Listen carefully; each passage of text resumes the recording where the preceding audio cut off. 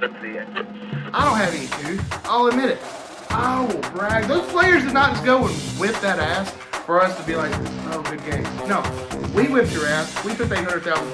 Now we're partying with it. Yeah, who cares if you're in the Power 5 conference if you don't win it, ever?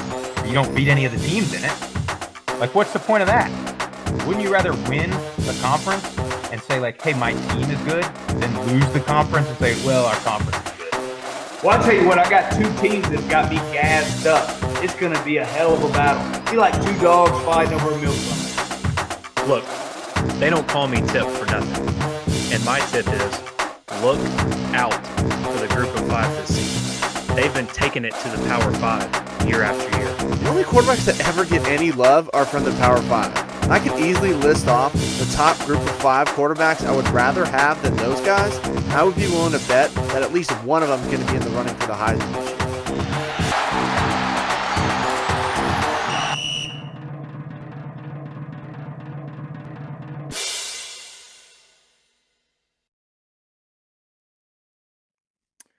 Welcome back. Episode number 2. Group of 5 guys. We're back in action. It's fantastic to be here. Go around, as always, introduce my brothers. Jesse Grisham, Swag Bear. How are you, sir? Fantastic, man. Glad to be here. Last week was fun. Today's going to be even funner. Sure is. Tyler Tipton, coming from Murfreesboro. What's up, man? What's up, Sprouse? Doing good, man. 18 days, boys, until the first group of 5 games of the season. We know Jesse can taste it, smell it, feel it, hear it, all the above. Exactly right. Jeff Murphy handling the sound. Fantastic hat. How are you, sir? I'm awesome, Sprouse. Boys, I'm ready to rock and roll. Got my new San Jose State Spartans hat. Rocking it. Got my lemon tree shirt. Ready to go, boys. Let's talk some ball. I love it. It's like a vintage hat. That looks sweet. I'm a big Zeke throwback Anderson, guy. last but not least. Yeah, man. Last but not least, Zeke Anderson, our resident cowboy, saddle salesman. How was your weekend? Doing pretty good, fellas. Still shaking that full court press from the priest this weekend at the funeral I went to. So, but I'm all right. I made it out. Learned a little something, a little dip and rip. Hang on. Well, you can't say something like that without explaining it to anybody. All right then. Well, it was probably the most awkward funeral experience I've ever had. It's an unfortunate event, but I was getting encouraged to go into the chapel by the priest. But it wasn't my turn to go in there. But yet this guy was an YMCA all-star. When he said, go into the chapel, he meant go into the chapel. And I couldn't get past it. So he walks up on me and's backing me up, and I'm about to back over a chair.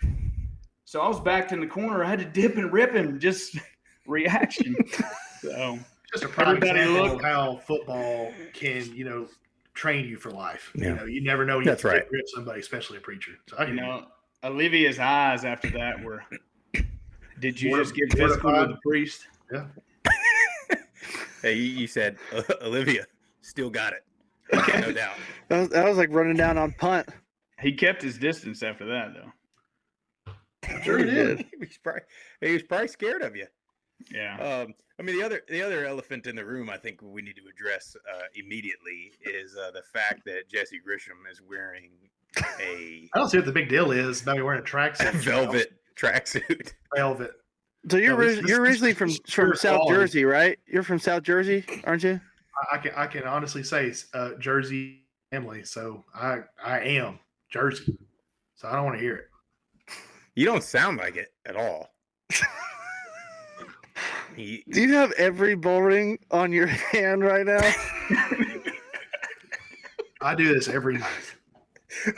Y'all don't sleep with y'all's bull rings on every night? You obviously don't care or play hard enough for it. So, yeah, I do. I have my bull rings on. I'm nice and comfortable. I'm here to talk football with the boys. And my wife's going to bring me a plate of gabagool any minute. So, do you even know what gabagool is? As a resident Italian on the show, I take offense to you just dropping gabagool references without actually knowing what it is.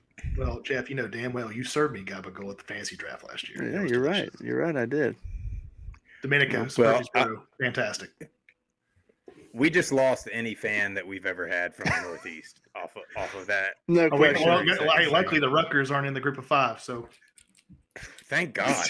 I mean, gee. Oh man, You gotta be hot in that velvet suit. Yeah. no, my wife keeps it about 67 degrees in this house. I feel pretty good, and there's no undershirt, just sausage meat. We'll revisit in about 30 minutes. Just somebody shoot me a text to remind me. We'll go back and see how Jesse's body temp's doing.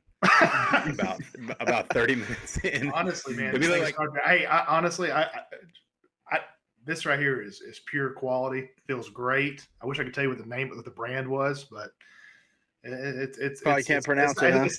No. I mean, it's very, very comfortable. I mean, I can't even explain how good it feels. do you wear it when you ride your Peloton, which I know you do nightly, or is that like more of a lounging like TV? It's a lounging after the hanging out Peloton. It's lounging after the Peloton. You don't ride this with the Peloton. You use this for going to the deli. You use this for sitting around the house, or taking trips to your boys to handle business. That's about it. I can't answer anymore. So sorry, plead the fifth. You can't talk about it. Yeah. I mean, you are the definition of just a mobster for sure. You look at. Well, I mean, I'm glad everybody had a good weekend. It's good to be back. Episode 2. Episode 1 we did last week. Thank you for everybody that watched it, and gave us some feedback on it. As always, you can view this podcast via YouTube, or you can listen to it on any of your podcast streaming apps or devices. Don't forget to follow us on Twitter and Instagram at Group of Five Guys, and then join the Facebook group of Five Guys. So we're excited to be back. Week 2. This week we're going to give you some inside scoop of kind of what the 5 of us have went through and what the camp life is like for players. And then we'll give you a little inside scoop on what it might be like for the fans as well. So we're definitely fired up to be here. Jesse, you're sucking on your teeth. I feel like you got something to say. Oh man, I literally feel like I owe it to all of the fans out there, Group of 5, to understand. Football's not on right now. I know we got some preseason NFL coming on. Thank God, right? But a lot of people are trying to binge watch, find shows on Netflix. There's a show that is probably the worst show you can't stop watching. And I'm talking about All American. And I binge watched this weekend. If you want to see the fakest show regarding high school football, watch All American. You want to see a team that has 12 guys on the field all summer at practice. And then when a game comes, they have 55 players. And one guy has 6 kids in the stands because he's 55 years old. 55 years old, sitting out there on the sidelines. And not only that, you have kids that have no parents. They're all living independently. Horrid. How do these shows get on TV? How do they get on TV? I don't get it. Because I swear, us 5 could probably produce a show and make it a lot more quality. So if you're tired or you're trying to find something to watch on TV, go watch All American. It's great. I mean, it's like these producers like they've never watched football before. It's bad, dude. It's bad. Like, it cuts you off again. I mean, I know there's some bad football movies. Probably one of the best football movies out there. And I know Sprouse, you'll agree with me. We love Remember the Titans. We love it. But real bad football scenes. Really bad. American football scenes, 3 times as bad. It's atrocious. It's Zeke, you've watched it. It's bad. It is bad. Are you saying nutrocious with an N? Thank you that somebody brought that to attention. Do you think that that's a real word? Please tell me. The word is atrocious with an A. Nutritious. I think you're confusing nutritious, which of course is what your diet's based on. Go ahead, watch All American, DM us, tell us what you think. It's trash. Tell us how nutritious it is. Did I? Tell who didn't play Scrabble growing up. Did not play football. Well, I mean, he was too busy, burying people under Giant Stadium and everything. Oh, no doubt. With the waste management company. No, but that's really all I did this Oh, weekend. To go back to it, now there's nothing really on TV, so we've tried to watch. We binge watched the crap out of All American. And I'm not going to hate on it too much. It's just it's obviously doing okay. But if you want to watch football, that's not the show to watch. That's high school drama. It has nothing to do with football. Don't let it fool you. Title of that should not be called All American. Well, we got 18 days, right, Tip, until week first game of the 0. year. That's right. Yep. There's only a few games week 0, but there's some good ones, and then week 1 we get this thing kicked off. I mean, we're full blown. We're in camp. I mean, these guys been at camp. They got pads on today. Most of them got pads on this weekend. They had the first fall scrimmages. So a lot of guys are earning their spots on the roster. Coaches are seeing what they've got. It's definitely kind of a measuring stick period of time. In newsworthy stories, there's a couple we've got. First one, of course, I mean, you can't talk about college football without talking about Bobby Bowden. We're going to try to keep it pretty lighthearted on this show, but the guy was a legend, whether you're a Florida State fan, a Group of 5 guy, whatever. I mean, that guy, never heard a bad thing about it. I mean, a few of us, I know Jesse, I can't remember if Zeke or Jeff were around. Yeah, we I had was the there. pleasure to meet the guy Jeff and hear him was there. speak. Yeah. And I mean, like, it's like he's one of those guys that you feel like just the aura of an absolute legend in the room. So definitely thankful for that. I mean, anybody got any words on what Bowden meant to football or what he meant to y'all? I can honestly say, whenever I was a child and I started playing the old NCAA football games on PlayStation and PS2, I always went with Florida State because I knew the coach. His name was Bobby Bowden. Bobby Bowden was the name I knew. I'm from Alabama, but I knew Bobby Bowden. Could have fooled me. Okay. And I just whenever he came to the locker room that one day, we were all fortunate to see him. I was just in utter shock. Utter's a word, right? Yeah, I think he used it right. And I was just literally just grateful and appreciative to be in his presence that day, as majority of It's like you're starstruck in a situation like that. Yeah, 100%. And I'll say for sure, like growing up, I mean, even just at a young age, I mean, even being from the West Coast, like Bobby Bowden was one of the names. Like if you watch college football, you knew who Bobby Bowden was. So getting the chance to meet him and just listen to him talk, and then just seeing all the people reach out on social media, and then obviously, our head coach, Coach Stockstill, played for Bobby Bowden, and he's always, tried to emulate him. He's played for him and coached with a lot of other prestigious head coaches in college football, but just, hearing him talk about his relationship with Coach Bowden and how he's tried to transfer that to his player, it's pretty incredible, man. I mean, not his on the field accomplishments were incredible, but what he did off the field, I think, speaks volumes about a man. I mean, a couple of us got kids, and we could only hope to have an impact on, for sure our kids, but other people that are just around us, in life, man. That's what it's about. Yeah. And I mean, I'll just to add one more thing, as a guy that grew up in South Florida, like kind of in the heyday of the old Florida State and Miami rivalry.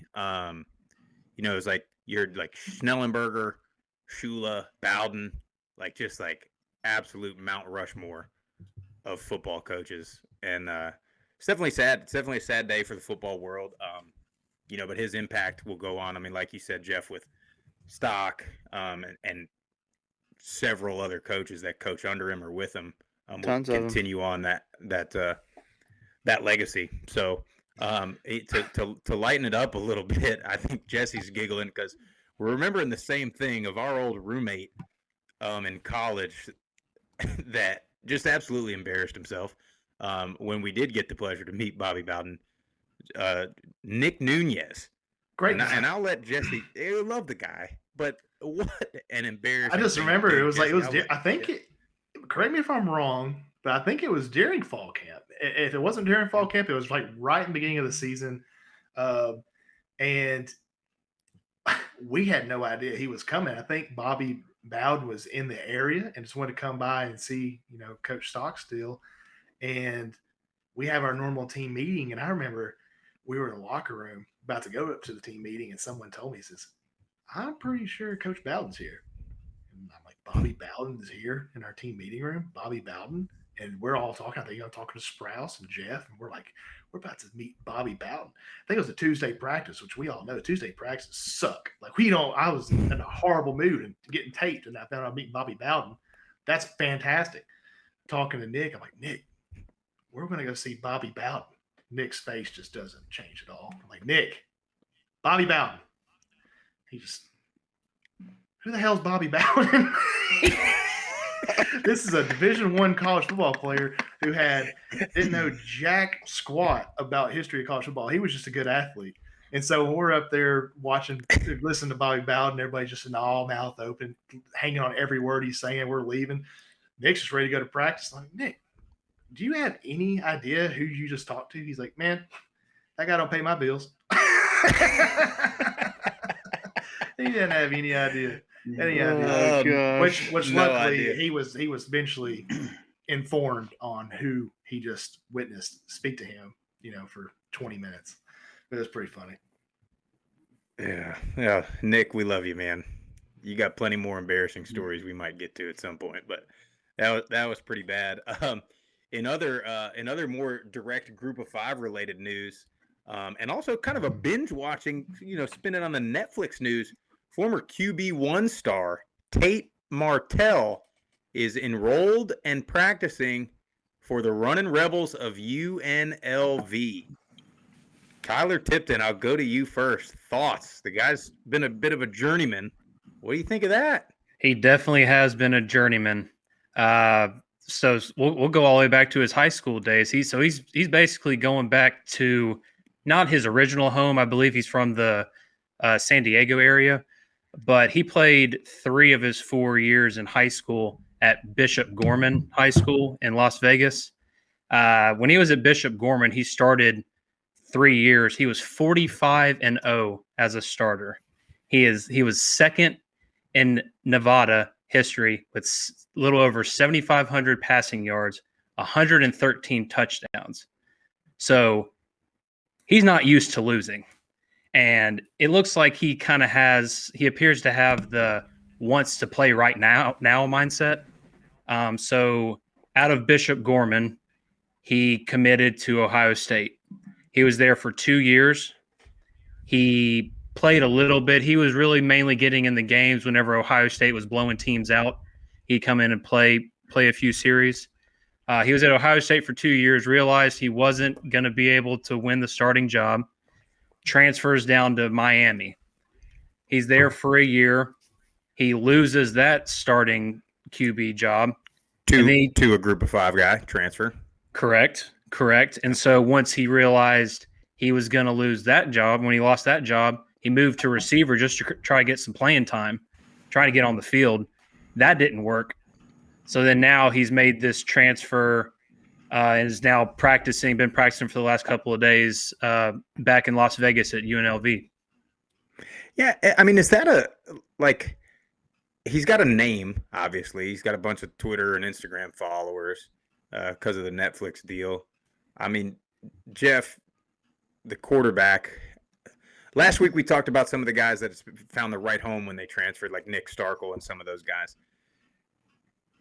I don't know Tate Martell, but I don't know. This one kind of stinks a little bit in my opinion. You got any thoughts on it? Yeah, I mean, I'm with you. I don't know the guy, from anybody, but there's something to be said about being able to stick it out at a place. And I get that not every place is the right fit, but at some point, like, I do think that, I mean, you gotta try and win the job, and he keeps bouncing around from place to place. I wish him nothing but the best. I hope he goes to UNLV and, kind of revives that program a little bit and, can bring them to some prominence after a pretty bad season last year, not winning a game. So, but I don't know. Time will tell. The head coach, I saw an article with him the other day saying that, he's not promising Tate anything. He's got to come in and earn the spot. He just kind of built a relationship over the past, month or two and just kind of talking to him and, is going to bring him on as a walk on, and we'll see what happens. But yeah, I'm kind of with you. This is his third D1 stop. So we'll see if he can make it work. And I hope it does work for him, but we'll see. Yeah. Seems like he's kind of just bouncing around because he's not getting the opportunity he wants. But I don't. That's just my assessment of the situation. Yeah, I mean, there's no doubt he's got talent. I mean, he was a 4 or 5 star coming out of Bishop Gorman, and maybe that's a move for UNLV. Maybe that kind of gets them in the door at Bishop Gorman. You start landing some of those guys, and UNLV just put together a bunch of facilities upgrades. They're going to be in the new Raider Stadium there, pretty much right on the Strip in Vegas. Death Star. So yeah, shout out the black hole, right? Oh yeah, big time. But maybe that's something for them, and maybe he's at UNLV he's not going to get a ton of media hype, so maybe he just quietly earns a spot and gets some playing time down there in Vegas. Jesse wore that tracksuit in Vegas. I wore this tracksuit in Vegas. That's when it was hot. It was hot in 90-degree weather in May. But hey, Tate Martell, he was hella good 4.5 years ago on QB1. But times changed. I hope he's doing. I hope he, like Jeff said, hope he comes in and makes an impact at UNLV. But seems that somebody's just not up for a little competition. I thought he was going to do pretty good at Miami, but if you're treated a certain way in high school, maybe that rolls over into college. Is all I'm going to say. You think you get a TV camera following you around a little bit? You also don't like Spencer Rattler. He's another QB1 guy. I didn't like Spencer Rattler's overrated. I think Tate Martell was. I don't think Tate Martell was overrated. I thought he was really good. Spencer Rattler, whatever. Jake Fromm was on QB1. I like Jake Fromm. I thought he was hella good. He might be the only one I really liked. But yeah, well, you root for him. You root for Martell. And it's Arroyo's first head coaching job. He came from Oregon, so hopefully UNLV can make some noise. The Mountain West, though, is tough. So when I first saw it that he was going to UNLV, I was like, my first impression was, hell yeah, like, that's a good move for him. Yeah. Well, so Jesse, you wore that tracksuit in Vegas, and this was when was that? April or May? It was in May. So it wasn't quite. I mean, it's a dry heat, right? In Vegas, it wasn't quite like it is probably right now, though. It was so hot. Like May in Vegas, it was. Yeah, you said it was dry heat. It wasn't humid, but good God, I'm telling you, it was still in the 90s. That was in May. Yeah, they don't get any rain. That thing hasn't been soaked. You walking down the strip in that thing? Walked out of the airport, went to the cab, went straight to the room and changed. How much Gold Bond did you have to put on after just the walk to the cab? Just got all the Gold Bond out of the pants the other day. Oh man! Well, either that or I'm surprised one of those girls with the cards wasn't walking up to him in that tracksuit. Thinking he was made of money, right? Yeah, exactly. They knew. Well, yeah, so it's not only hot in Vegas, it is hot everywhere right now. And these guys are out there in full pads. I mean, I'll go ahead and speak for myself on this. This is like the worst 3 or 4 weeks of the year for a college football player. It is brutal. There's not a breeze anywhere. You're like thankful to jump in the ice tubs after practice because it's the only thing that'll cool you down. I mean, it's like it's just a terrible experience. But it's time you got to earn your spot. And the crazy thing about it is a lot of people think like, oh yeah, August camp starts. these guys been there on campus already for a couple months for summer workouts. And then they got through spring ball right before that. And then it wasn't but a month before that they were finishing up with bowl season. So, this is like a full-time job for these guys. No doubt. Except everybody on here went through it, except for, of course, Tyler Tipton. You weren't doing a damn thing in August, were you? No, no, I wasn't. August, this time in August was tough for me. Summer's coming to an end. Got to get your mindset right. Got to get ready for your classes coming up in the fall semester. You got 12 hours you got to take in the fall. Getting ready for getting in shape, classes. getting ready for flag football season, for intramurals. Getting ready for that season. As the years went on, so like my junior, senior year, my classes were starting later and later, and the more online classes I was taking. So, going to bed late, waking up late, 10, 11, noon, going to class. Take me back. Can you take me back? Yeah, at least you're honest. What I would Tim. I can tell you give what to I'd have do. to beat a class at 8 a.m. right now.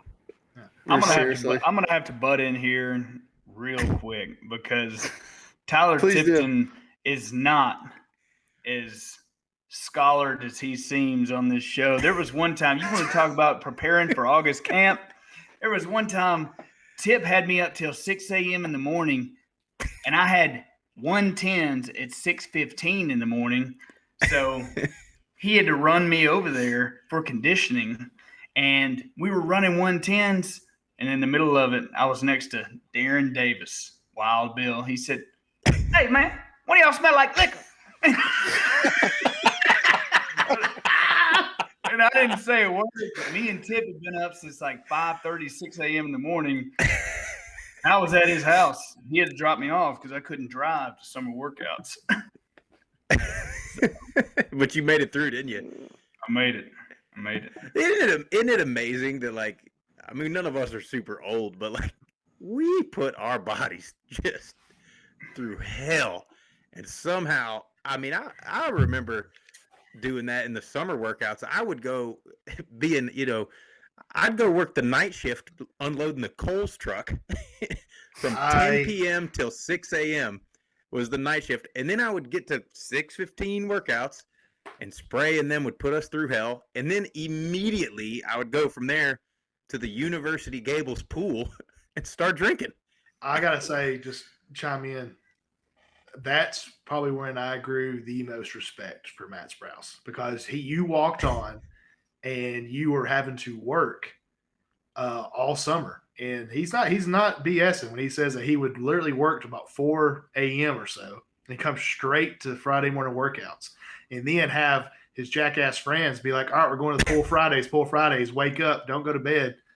But it all paid off. You got that scholarship. Well, I literally think so. I don't know if anybody remembers this, but I think that's why. Because one day we were running and I couldn't get there till 6:15, and so I was with the big skill group, like the linebackers and tight ends and whatnot, and Jesse's with the O lineman. They just got done running, and he's sitting there with Stock, and Stock's like, "Man, Jesse, you look tired," and Jesse's like, "Well, hell, Sprouse just got here from work." And then Stock yells out, he's like, "Well, they didn't have a bed at Kohl's for you," or something like that. And then I don't think he believed Jesse that I did that. And then I'm pretty sure that was the fall that he did the whole you're on scholarship thing, and it was pretty tight. And of course, Stock, he didn't put on a big show like all these guys do now. No cameras, no nothing. Just pulled me in the office. Congratulations. So that was awesome experience. It's always awesome when that kind of happens. And that's most that's the story for most walk-ons around the country. A lot of people don't know that. They're grinding all of and working. Well, so Jeff, I tell you what's another kind of tough lifestyle is the JUCO life. So you come from JUCO, Laney High School. Shout out another Netflix documentary. We're really plugging Netflix tonight. What was it like for you coming from JUCO to that first off season? What was the most difficult part of that transition? Yeah, I mean, coming from Laney College, they do a really good job at I think simulating, what the atmosphere is at a D1 school. And talk about some guys that grind it out, man. I mean, the JUCO life. I mean, at least there's tons of JUCOs in California. So a lot of the JUCOs you've seen on net, before this last chance they got dorms, they got meal plans, all stuff like. In Oakland, California, Laney College, there's no dorms, no meal plan. Like if you're not, You're I telling me lived the in the Netflix area. documentary was not overemphasizing or over exaggerating anything. That's real. No, that's. I mean, I can only speak for where I went to school at in Laney, which is in downtown Oakland.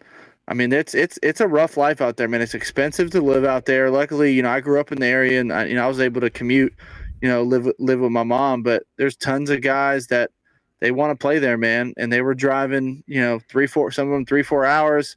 People move there. They got to find an apartment. They're sharing, 1-bedroom apartment. There's like 3 or 4 of them in there. So, it's a different grind, but coming from Laney, and Coach Beam does a great job he doesn't sugarcoat anything. He gets you ready for the next level.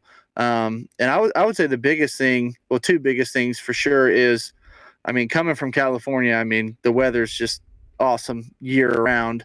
So coming to Murfreesboro, Tennessee, where it's 95 degrees and the heat index is 105 and humid, that was a huge difference for me anyways. Having to throw God's country. Exactly. I chose to make it my home, so I love it here. But yeah, learning to just play in a different climate was huge for me. And then just, the speed was a big thing. Everyone, level you go up next, everyone's just as fast, everyone's bigger, stronger, all that stuff. So just learning to cope with the speed, I think was the other biggest thing for me. How'd you cope with it, Tip? How did I cope with Drink more. Yeah. The speed was incredible. It was incredible to watch in the stands. Yeah. How many beer pong tournaments did you win around August? Oh man. His partner was at practice. Zeke was his partner. My partner Zeke. Let's just say we won more than we lost. It must be nice, Zeke. You got a little different perspective as a special teams guy for camp, because I'll forever fight to the death. I think Jesse will agree with me. Camp is hardest for offensive linemen. Nobody will tell me otherwise. But in my opinion, I would tear up. I would tear up days before camp. Like, it's here. It's here. Like, I love the game of football, but I was like, damn, this is 4 weeks of just like, man, I don't want to get too detailed, but yeah, it's tough, man. Sorry, Sprouse. I just had to throw that in there. No, it's awful. Zeke, tell us what camp is like.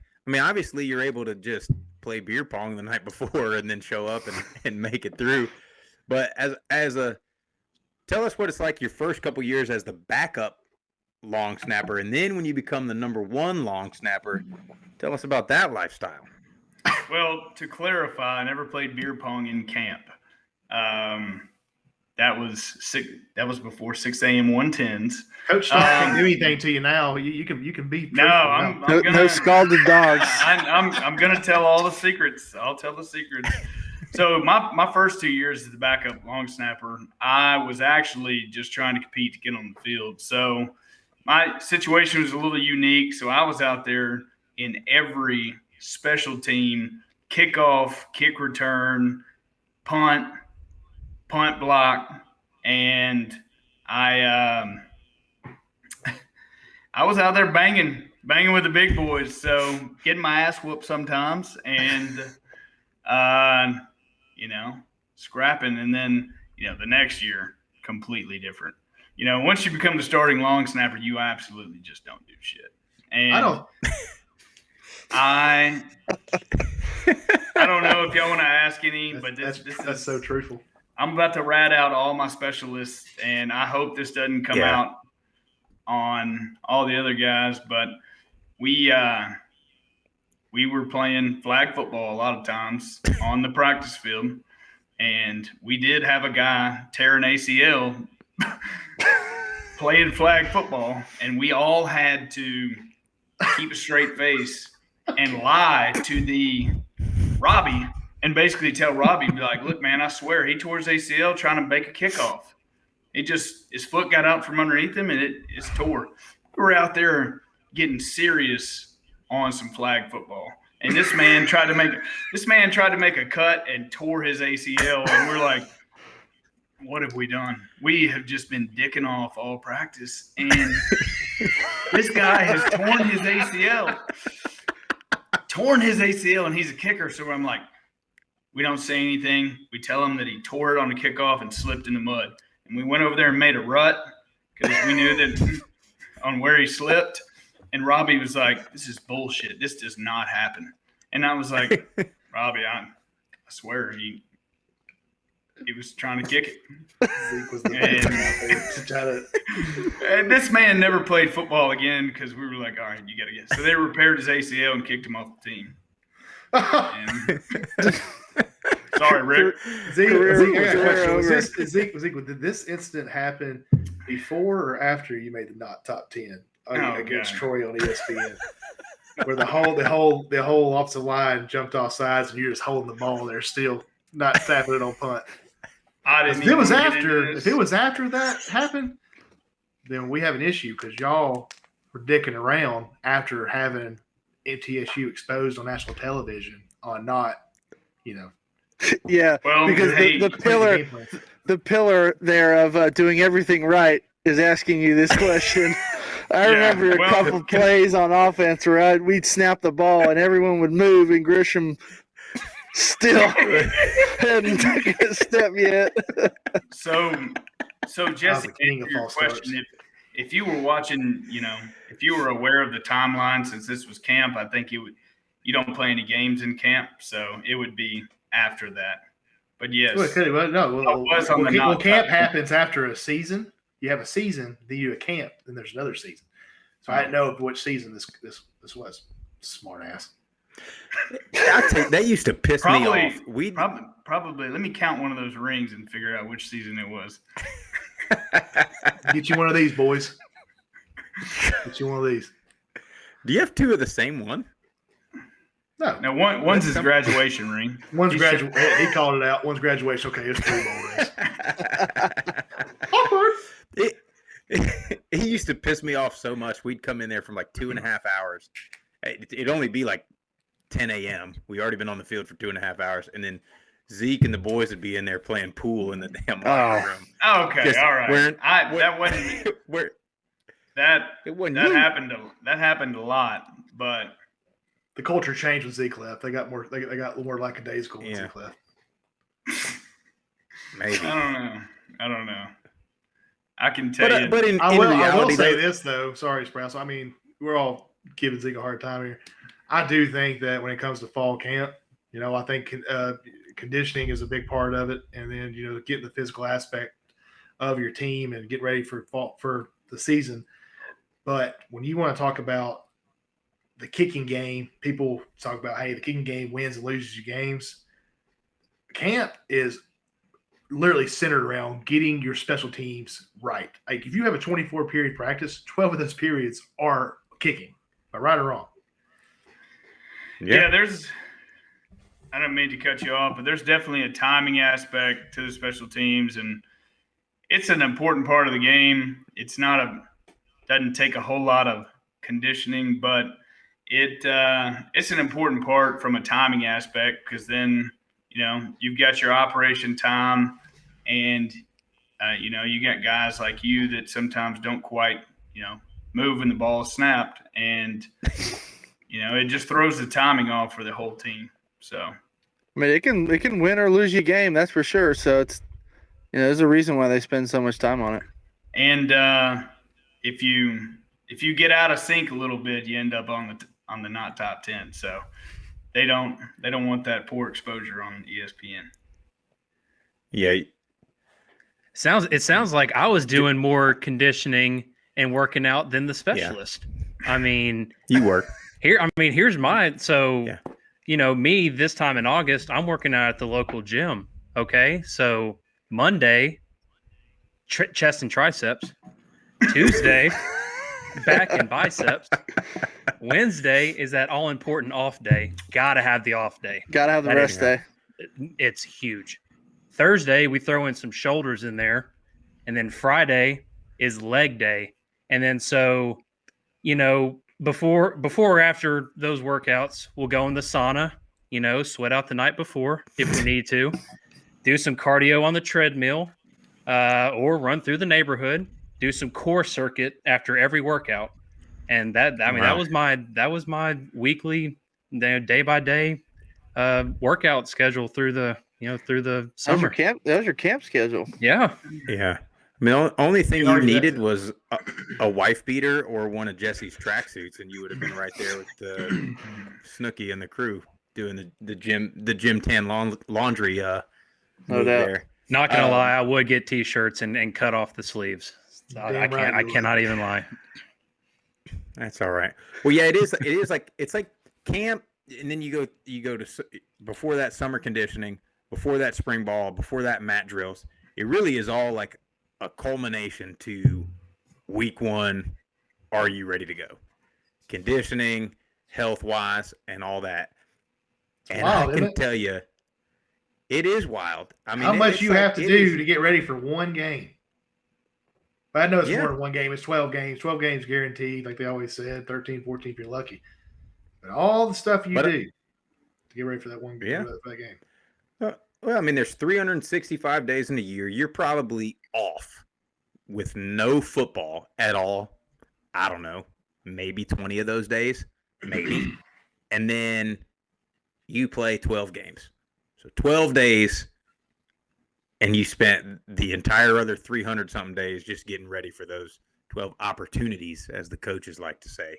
And I can tell you, the last camp that I was involved in and the last camp that old Swag Bear was involved in, I had to become his personal conditioning coach as we both injured ourselves in the spring previously.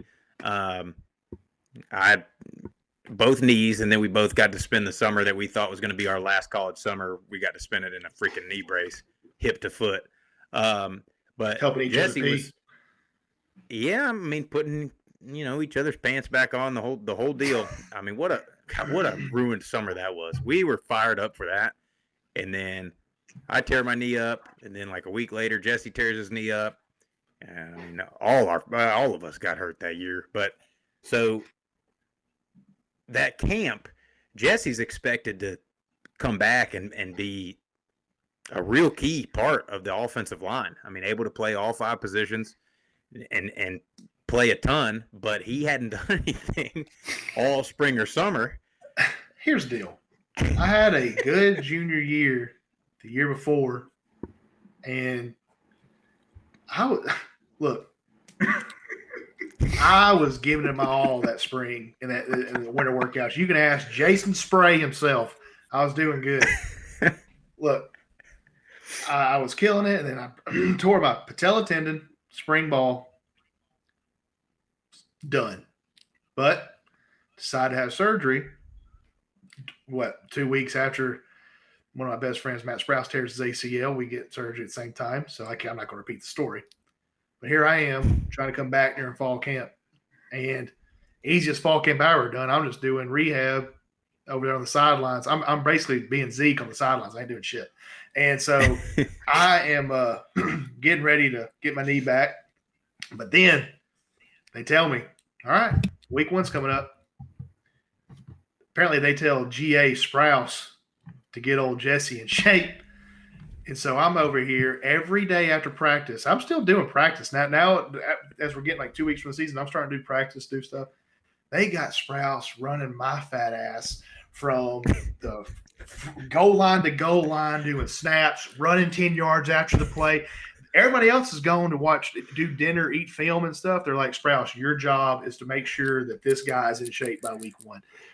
And it wasn't, Sprouse at the time, Sprouse at the time, he thought he was going to be a ball coach. So he wasn't being Mr. like, hey, Jess, hey, man, we'll do it on your time. Now, hell, it was. Sprouse was over here blowing a whistle in my ear, like, it's like, stop being weak. Don't be weak. Don't be weak. Let's go, Jess. I'm like, Sprouse, shut the hell up. My life is running out of lifespan. Basically, Give me some Gruden. Dude, he was wearing me out. But I gotta give Sprouse credit. He didn't give me a pass. He made sure that I stuck with it. I was still dying first game. See, I have a deviated septum, so I'm gonna go ahead and apologize. We're gonna go into I this. want to apologize. The first podcast, if you listened to it, the first 3 minutes, you probably heard a little. I'm over here. I'm fat. I got a deviated septum. I'm sorry, but I ain't gonna stop breathing just for your pleasure. I'm over here. I'll try to mute my mic. Okay, here, mute it. Too many Italian hoagies over there, huh? Yeah. We got a little more gabagool. Sprouse, thank you for I watches one episode of The Sopranos, and he thinks he's freaking Tony. May I talk about the one time after we were celebrating the victory at your house, Murph, where I walked in the kitchen and I saw this man force feeding himself a cupcake. Force licking every single thing. And then double timing it. I had to make sure he had everything. That is when I knew I was in love with this guy, because he was just. No, I'll give you one better. So, leave no Crum unturned. So my family's Italian. We own an Italian deli back in the San Francisco Bay Area, and it's called Domenico's Italian Deli. So I grew up in it. My grandparents started it. So my mom, I missed the cold cuts from back home. So my mom would mail me sticks of salami, these huge sticks of salami, right? I'd be like, the boys were over, so hey man, try a slice. Everyone's like, oh man, this is really good. This is really good. So we go out or we come back. We had a party at the house, and there'd be one guy I always know towards the end of the night. I walk in and he's taking my sticks of salami down at least 6 inches. I mean, these things are huge. Every time I check it, and Jesse would come over, I check that it'd be like 6 inches down more and more. Well, God forbid you put your charcuterie board out or hot something for your salami, party. man. You're over here eating dry cereal and stale bread. I mean, God, I got to go to the 3-day-old I give you the shirt off my back, but you leave my salami alone, dude. That's just great. 6 inches of salami and about 2 cupcakes. You were hammering down that night. We must have won that night. Oh yeah, that was always a Celebrating. post win. Celebrating. How long have you had a deviated septum there? It's weird. If you even know what playing that football. Dude, I can't breathe. I'll get it fixed one day. I'm over here. This whole episode, I remember going like, I'm trying to lightly, but you know what? If you hear me, just lower the volume. Put the mic on mute every time you take a breath is what you got to do. Been trying. My face is over here red because I'm holding my breath. How much better would you have been if you had an indoor facility the whole time? I'd probably be playing for the Raiders right now. Probably be Jeff be my biggest fan, probably. You probably have your jersey on right now. No, I don't know if he could hack it with Gruden. Gruden send his ass packing. Nah, man, if you think about it, I wish we had an indoor facility. I mean, there's a lot of these group of 5 schools that they definitely compete with Power 5 on facilities. I mean, we talked about last week how UCF is just outstanding. Arkansas State blows me away. There's countless teams, but there's still teams that they got a lot of catching up to do. They got a lot of catching up to do.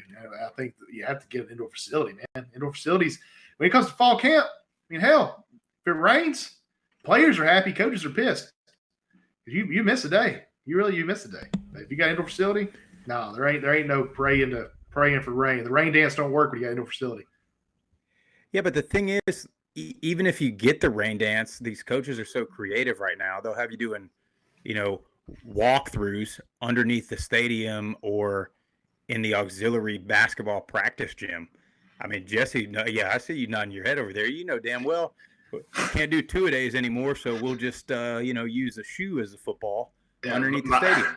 my junior year and Murph's senior year, I mean, we were doing those walkthroughs out there before workouts, after lunch, and right before practice. And I swear that was probably the hardest part of the whole camp. Mr. Faulkner, I'm looking right at you. That was one of the hardest camps I've ever been a part of. But yeah, the old tennis ball walkthroughs.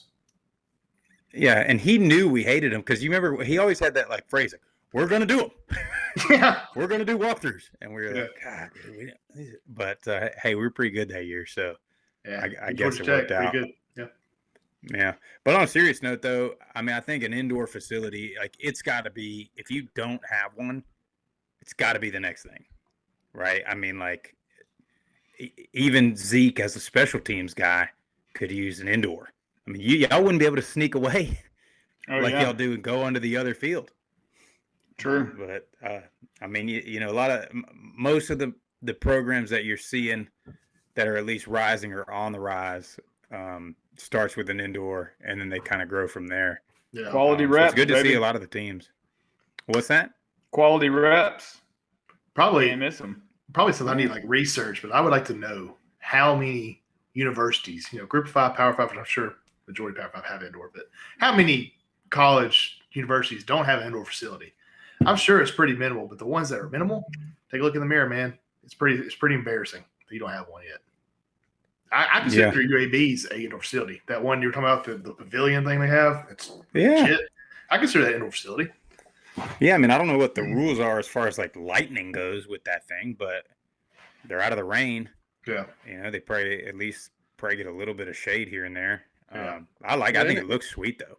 And as a recruiting tool, I mean, just getting those, top recruits in there. You got nice facilities, man. It makes a huge difference. Yeah, that UAB one. I mean, you see it right from the highway. Like, it's a pretty cool looking. Right over the interstate, like downtown Birmingham. So that reminds me too. Y'all seen? It came out this last week on social media. South Florida's locker room, that new locker room they got. Hell yeah! Oh my god! Oh my god! Yeah, it's sweet. So nice. God. It's sweet. Had to throw that out there. It's one of the nicest ones. That's for sure.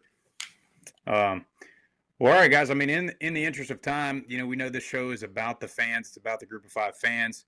Jeff, you've got was it an email or a DM? You've got a question for the group here. What do we got?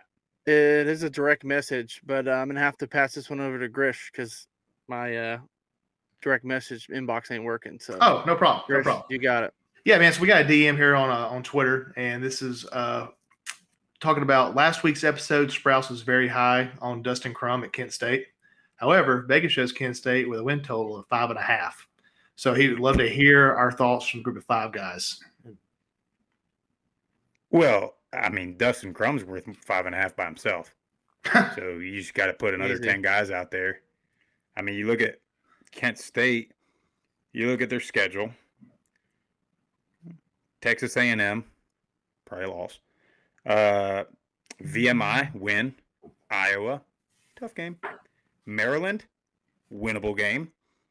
Bowling Green, Buffalo, Western Mich, Ohio, Northern Illinois, Central Mich, Akron, Miami of Ohio. All winnable. And I'd say probably 2 or 3 of those are not for sure wins. Your Maryland game might be where Dustin Crum shines. That's where people start to get a little notice on him. Throw about 4 touchdown passes. Hashtag Crum. Yeah, and I could see him. I don't realistically see them beating Texas A&M, but I could see them keeping it tight and the world being like, who in the hell is this quarterback from Kent State that's keeping him in this game? Right. And then you already know, hashtag Crum for Heisman. We got to get it trending, especially on Tuesday night action. So, I mean, yes, take the over. Was that the question? Take the over? Yeah, he just want to know our thoughts because Vegas has them at 5.5. So, basically last week you were talking them up like they were going to win the MAC. And that just seems low to me. I mean, it makes me want to fire some cash on them. Take the over now before it goes up to 6. Yeah, take the over. Yeah, that's right. The MAC is like that conference where everybody in the MAC might go 6-6, and but so it's going to be like that one team that's just a little bit better that wins 1 or 2 of those sloppy games that nobody really wants to win. And I think when you got a talent like Crum at quarterback, he's going to be the one that wins those 50-50 games. So Hey, 100%. all the MAC teams go 6-6, and they go to bowl season and they beat all the other conferences. That's usually what happens. Yeah, right. Yeah. Well, I mean, maybe the conference is just better. Maybe it just means more in the MAC. That's all I got to say. Well, we're about out of time. It's time for last call. So, Jesse Grisham, you got the last word of the night. Man, What do you got? my last word of the night. This episode is all about fall camp, and I mean, here's the deal: these players, it's not just fall camp. Year round, these guys are giving it their all. And when it comes to fall camp, that 102-degree weather, they're out there doing the walkthroughs, doing the practicing, all the film sessions. These guys are doing it for the fans. They're doing this to put it all out there, blood, sweat, and tears. And last year the fans, they weren't able to go out there and watch these teams. This year, like I said on Miller Mondays, let's be thankful, let's be grateful. Let's feel lucky enough to go get to watch these guys. So I'm hoping that this year we have some more asses in the stands and we're cheering on these guys and appreciating all they're doing. They're doing this for us. Nice. Well, thanks everybody for listening and watching. As always, do not forget to follow us on Twitter and Instagram at Group of Five Guys. Email us your questions and comments, group5guys@gmail.com, and watch this podcast on YouTube. Listen to it on all your podcast streaming devices. That's all we got. Hope you have a good night or maybe a nutritious night. Thanks for listening. Group of Five Guys, we're out. Get you one of these, boys.